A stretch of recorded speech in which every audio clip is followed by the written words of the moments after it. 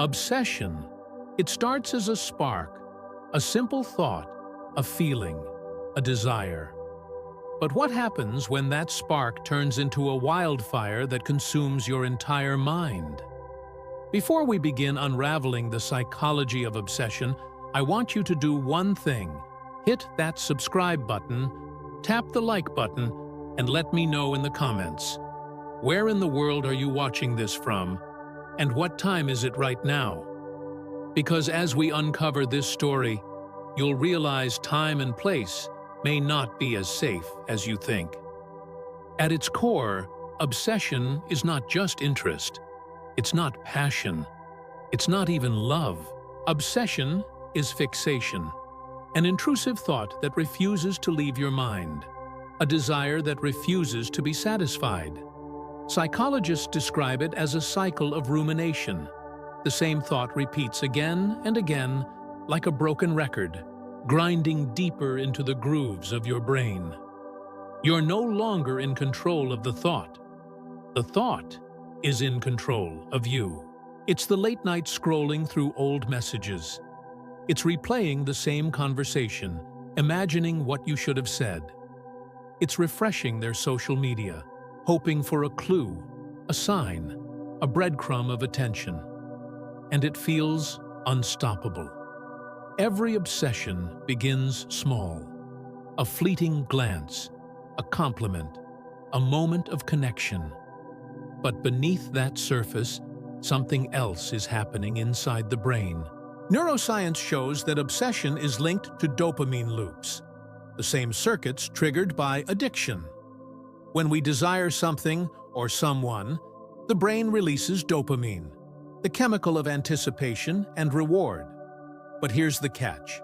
Obsession isn't about getting what we want. It's about wanting without end. This is why obsession feels both euphoric and torturous. You're chasing something you can never fully catch. One of the most common and dangerous forms of obsession is with other people. It can look like love, but it isn't love. Love nurtures, love respects, love allows freedom. Obsession cages, controls, and consumes. Think of it, the lover who can't stop calling, texting, waiting outside, the friend who smothers with constant attention, jealous of anyone else in your life. The fan who crosses the line, believing they own their idol. Obsession with people is fueled by the fear of loss and the hunger for control. The more uncertain the relationship, the stronger the grip obsession takes.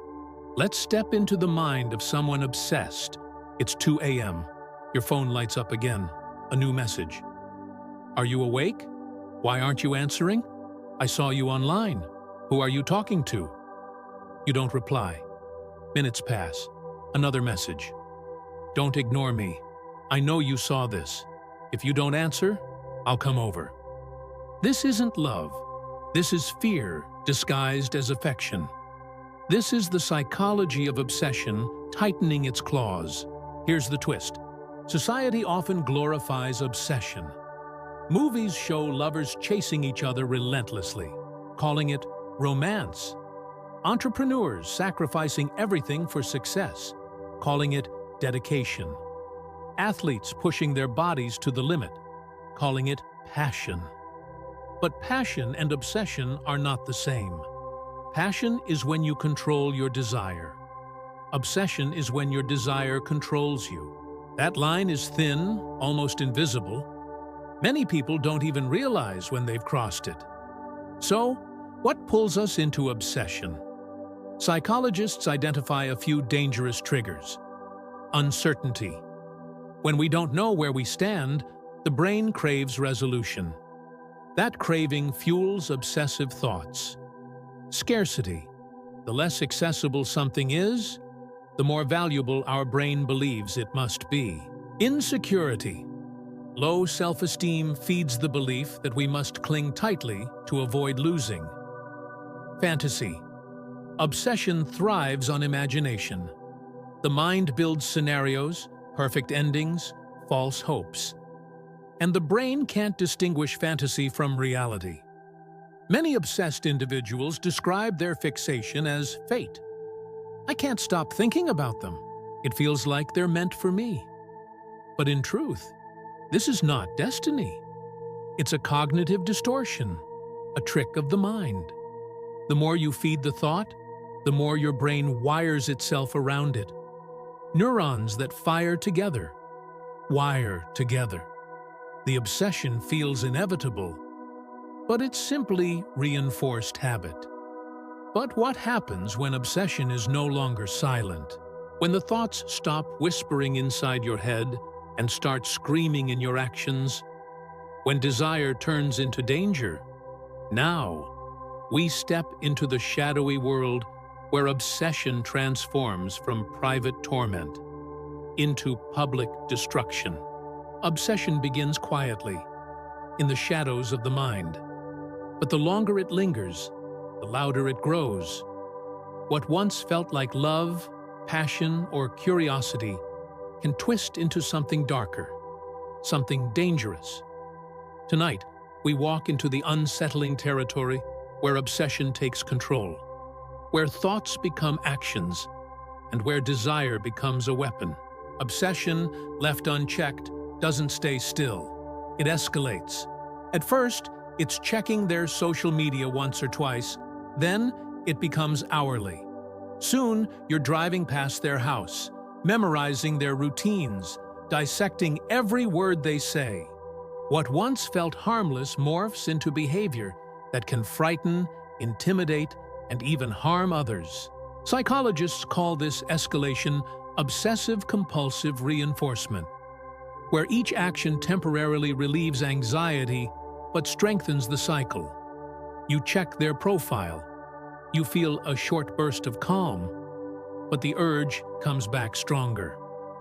Before long, you're trapped in a loop. At its core, dangerous obsession is about control.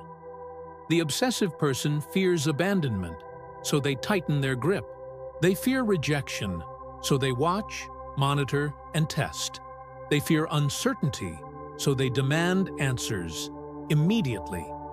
The paradox is cruel. The more they try to control, the more they push the person away. The fear of loss creates the very loss they're desperate to avoid. Imagine this. Sarah breaks up with Alex after a 2-year relationship. For Sarah, it's over. But for Alex, it never ended. He tells himself, "She still loves me. She's just confused. I'll show her." He texts her. No reply. He drives by her workplace. He sends flowers, even when she says, "Stop." Weeks pass. His thoughts spiral. If I can't have her, no one can. What began as longing transforms into stalking. His obsession, once private, is now a threat. This is the terrifying transformation, when obsession turns the mind into both prison and weapon. Neurological studies reveal that obsession activates brain regions linked to reward, craving, and threat detection. In fact, scans show that obsessive thoughts light up the brain in a pattern eerily similar to drug addiction. Just as an addict needs another hit, the obsessed mind needs another text, another glance, another fix of attention.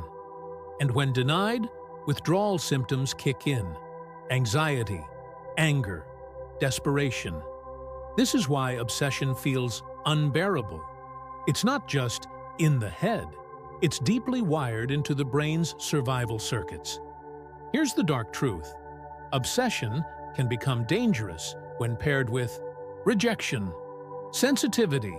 Every no feels like humiliation, triggering rage.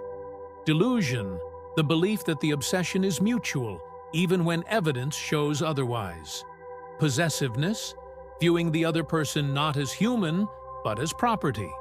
Isolation, the obsessed person cuts off other relationships, focusing entirely on their target. This is why stalking cases often escalate into violence. The desire to control collides with the reality of rejection. Obsession doesn't always announce itself. Sometimes, it slips into everyday life, hidden in gestures we mistake for love, for loyalty, for persistence. But beneath the surface, the mind is preparing to cross boundaries. Society plays a dangerous role here. Many films and songs blur the line between romance and obsession. Think about it. The lover who refuses to give up, who keeps chasing no matter how many times they're rejected. The idea that true love never stops, or if they're persistent, it means they care. But in reality, persistence against someone's will is not romance. It's obsession. This cultural illusion normalizes obsessive behavior until it's too late to recognize the danger. But obsession isn't always about people. It can latch onto ideas, objects, or success. The artist who works until collapse, never satisfied. The gambler who can't walk away from the table. The collector who hoards until their home is unlivable. While not always violent, these obsessions destroy lives from the inside out. They consume time, money, relationships, and health, all sacrificed at the altar of desire. Every obsession has a breaking point. Some collapse inward. The person suffers anxiety, depression, burnout, or breakdown. Others explode outward. Obsession transforms into aggression, harassment, or crime. This breaking point depends on personality, environment, and how much reality the individual still accepts. The more detached from reality, the more dangerous the obsession becomes. People often ask, why don't they just stop? Why don't they move on?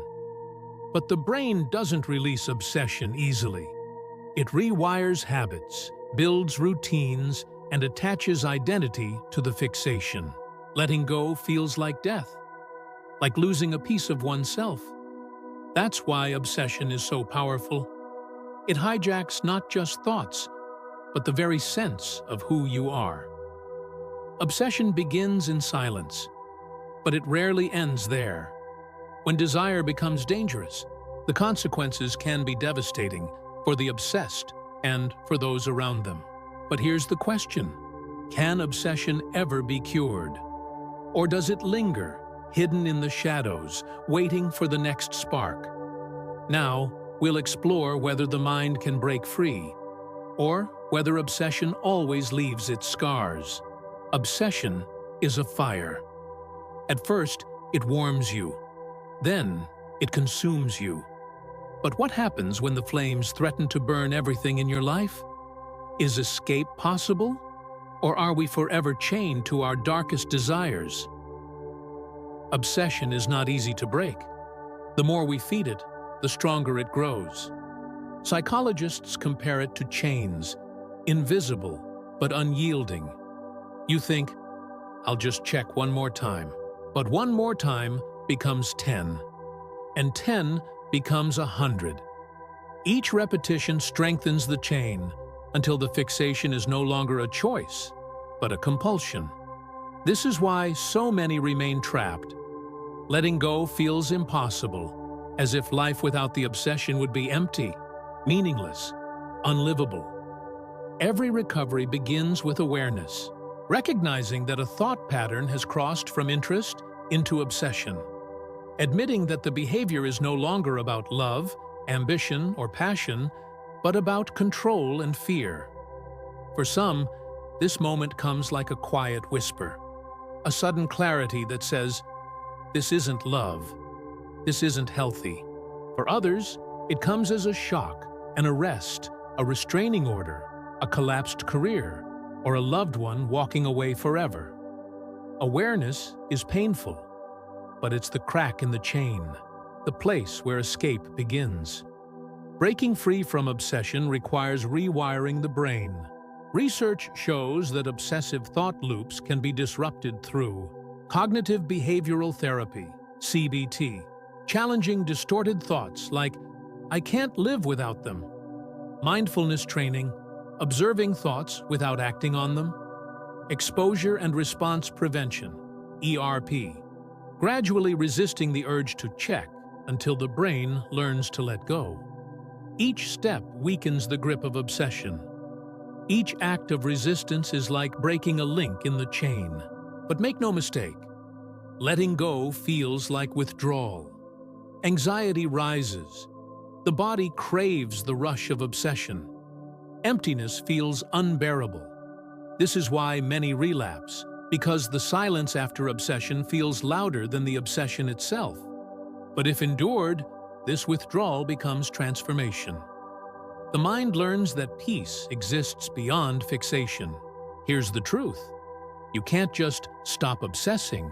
You must replace it with new relationships, with meaningful goals, with hobbies, skills, or communities that redirect focus. The brain craves stimulation. Without replacement, it drifts back to obsession.